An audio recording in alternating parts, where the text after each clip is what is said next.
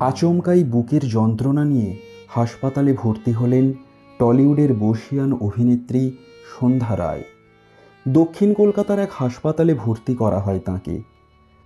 সোমবার সকালেই তীব্র বুকের যন্ত্রণা অনুভব করেন জনপ্রিয় এই অভিনেত্রী। এরপরই তাঁকে হাসপাতালে ভর্তি করা হয়। সন্ধ্যা রায়ের সহকারী জানান, আচমকাই বুকে ব্যথা শুরু হয়। এরপরই হাসপাতালে নিয়ে যাওয়া হয় তাঁকে। হাসপাতাল সূত্রে খবর, কি হয়েছে এখনই বলা যাচ্ছে না। চিকিৎসার কারণে আপাতত কিছুদিন তাঁকে হাসপাতালেই থাকতে হতে পারে।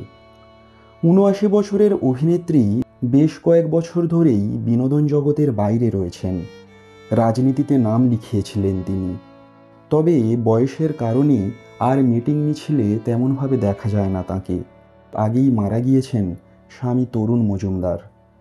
সন্ধ্যা রায়ের কেরিয়ারের সবচেয়ে উল্লেখযোগ্য ছবি আলোর পিপাসার পরিচালক ছিলেন এই তরুণ মজুমদার। এরপর একে একে ঠগিনী, ফুলেশ্বরী, পলাতক, নিয়ন্ত্রণ, কুহেলি প্রভৃতি কালজয়ী তরুণ মজুমদারের ছবিতে কাজ করেছেন সন্ধ্যা রায়। জ্ঞানচক্ষু চ্যানেলের মধ্যে দিয়ে আমরা ওনার দ্রুত আরোগ্য কামনা করি। ধন্যবাদ।